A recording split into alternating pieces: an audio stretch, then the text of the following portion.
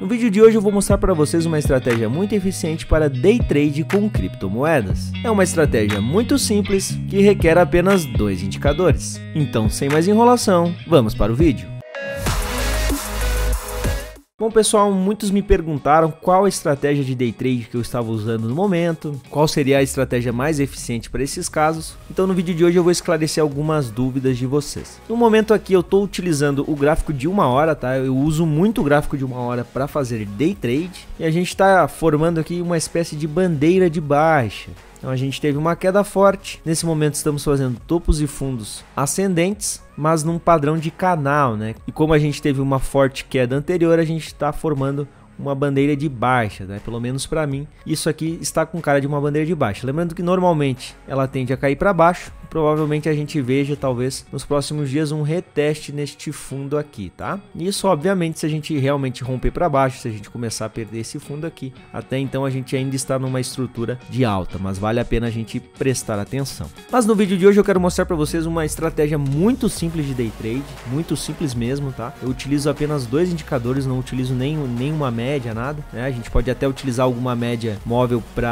alocação de algum alvo, algum stop, mas para o nosso sinal de entrada a gente não utiliza nenhuma média. Então vamos aos indicadores. O primeiro indicador que a gente vai utilizar é o RSI, Índice de Força Relativa, tá? Indicador padrão. E nós vamos colocar mais um indicador como filtro, que é o RSI estocástico. Então os 2 indicadores na tela. Setup muito simples, muito utilizado na gringa, inclusive aqui no Brasil também tem traders profissionais que também utilizam muito esse setup. Você vai utilizar no gráfico de 1 hora, RSI e estocástico. Como você vai fazer a sua entrada? O sinal principal, quem vai lhe dar vai ser o RSI, tá? E você vai usar o estocástico como confirmação. Então vamos lá. Estratégia do RSI, sobrecompra, sobrevenda. É isso que você vai trabalhar. Bandas em 70 e bandas em 30. Tocou a região de 70, short, tocou a região de 30, long. Mas você vai utilizar o estocástico como confirmação. Então, para uma entrada em short, nós precisaremos que o RSI esteja acima do nível de 70, ou pelo menos, né, próximo do nível de 70, e o estocástico nos dê a confirmação dessa entrada, tá? Também estando em níveis aqui de sobrevenda. Então você pode usar o estocástico na região de sobrecompra, ou você pode também esperar o estocástico fazer um cruzamento dentro dessa região, tá? Lembrando que a zona de 50 dos indicadores normalmente indica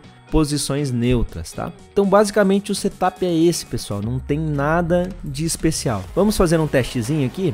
Ó, aqui a gente teve RSI dando entrada, estocástico dando entrada. Então aqui neste momento nós temos um long.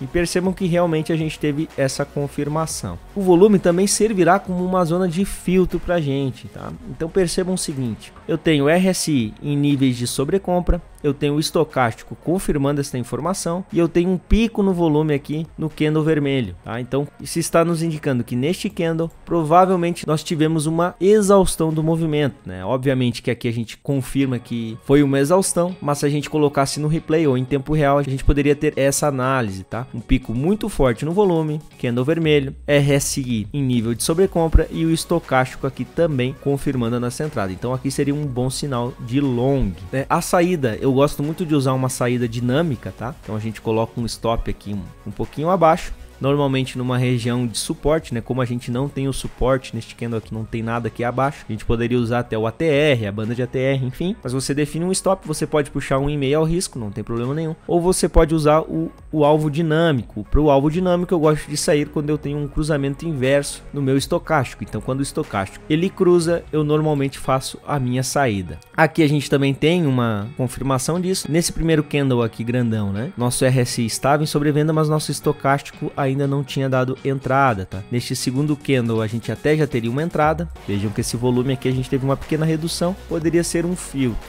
Além do que o nosso estocástico ele ainda estava cruzando essa região, né? Então a gente estava abrindo o cruzamento de margem ainda para uma exaustão no estocástico, ou seja, esses 2 candles aqui seriam candles refutados na estratégia. Este candle aqui já nos daria uma certa entrada, mas nesse candle aqui a gente já teve uma configuração um pouquinho melhor, né? As 2 médias do estocástico já estavam em região de sobrevenda, a gente já teve um pico maior de volume e a gente já teve grandes sombras inferiores e superiores, né? Então a gente poderia aqui realizar uma entradinha de long. Seria uma entrada falsa, mas como todo setup nós não vamos acertar 100%, tá pessoal? Então, entrou em região de sobrecompra, short com confirmação no estocástico. Nós podemos perceber que essa vela aqui ela não chegou na região aqui do RSI, mas a gente teve aqui um alongamento no estocástico. Esses cumes arredondados no estocástico normalmente indicam reversão. Nós tivemos um candle aqui de reversão também, né? A força compradora jogou para cima, reverteu tudo e ainda fechou abaixo da mínima anterior.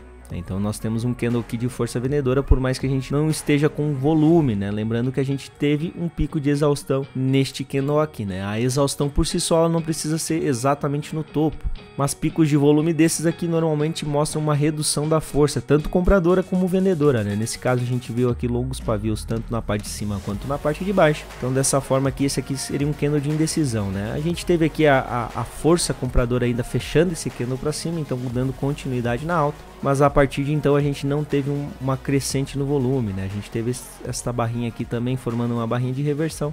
Então no conjunto da obra, por mais que o RSI não fosse exatamente na região de sobrecompra, o estocástico ele está nos dando confirmação e nós temos uma leitura de candle que poderia nos dar a entrada, né? Realizando a saída da mesma forma, né? Cruzamento do estocástico, a gente realiza a saída da operação. Lembrando, pessoal, que esse é um excelente setup, principalmente para dias mais laterais, tá? Ele não é um setup que vai funcionar tão bem em tendência, então vocês vão reparar no seu backtest, né, no seu teste regressivo, que em dias de tendência muito forte, tanto de queda como de alta, esse setup vai falhar muito. Porque normalmente a gente pode ter um longo movimento aqui, tanto na região de sobrevenda como na região de sobrecompra, né? Com confirmação no estocástico, mas a gente não tem nenhum respiro, tá? A gente não tem nenhum pullback, né? Perceba nessa aqui, olha quantas entradas falsas, né? Então esse setup aqui ele não é um setup tão indicado para mercados tendenciosos. Aí existem outros setups mais eficientes, mas para mercados lateralizados ele é um excelente setup. E se você realizar uma boa leitura de candles com volume, a assertividade fica muito alta. Lembrando que você precisa fazer um teste, você precisa configurar o setup para a criptomoeda, né? No caso do Bitcoin, a gente repara que normalmente, como nós estamos numa tendência de baixa, dificilmente ele vai realmente bater a região de 70 pontos. Então, de repente, a gente pode aqui configurar o RSI para uma região um pouquinho mais baixa, por exemplo, 65. Nesse caso, a gente já consegue ter um pouquinho mais de entrada, ó. A gente tem mais toques na região de sobrecompra. Então tocou, estocástico confirmou, a gente teve uma quedinha, né? O estocástico já desceu lá embaixo. Perceba que o estocástico ele age de uma forma muito mais rápida ao preço, então ele identifica pullbacks de uma forma um pouco mais eficiente. Então você poderia ter feito uma abertura aqui, o estocástico caindo aqui abaixo de 20, realizando o cruzamento, a gente já poderia encerrar a operação. Certo, pessoal? Setup muito simples, não tem nada de misterioso. Percebam que eu não cuidei também nenhuma zona de suporte e resistência. Você pode incluir isso no seu setup, né? Por exemplo, nesta região aqui, nós estamos numa zona de muita briga pelo preço. Era um suporte antigo, acabou sendo perdido e agora está sendo testado como uma resistência. Lembrando que isso aqui é uma zona de preço, né? Então, aliando a leitura de candles, aliando os indicadores juntamente com suportes e resistências, talvez aqui seria um bom momento para short. O nosso RSI batendo aqui a casa dos 65, que a gente já fez a configuração com base no estudo anterior do gráfico, que normalmente o RSI não bate 70 pontos no Bitcoin, ele normalmente fica na casa dos 65, então a gente já fez essa configuração, com o estocástico batendo a região de sobrecompra com o cruzamento das médias, além do que estamos em uma região de resistência. Então setup extremamente simples, mas que requer um conhecimento um pouco maior do gráfico, principalmente para evitar entradas falsas. E frisando novamente que ele é mais eficaz em mercados lateralizados, mercados tendenciosos, existem outros setups mais eficazes, então vocês precisam realizar as suas análises antes de fazer essa operação. Se você gostou desse conteúdo, deixa o like, se não é inscrito no canal, se inscreva, me siga no Instagram, oghost_trader, e entre no canal exclusivo do Telegram para dicas e análises do mercado, links na descrição. Estou deixando 2 vídeos na tela que irão lhe ajudar nas suas operações com criptomoedas, vale a pena assistir. Isso é tudo, pessoal, até o próximo vídeo.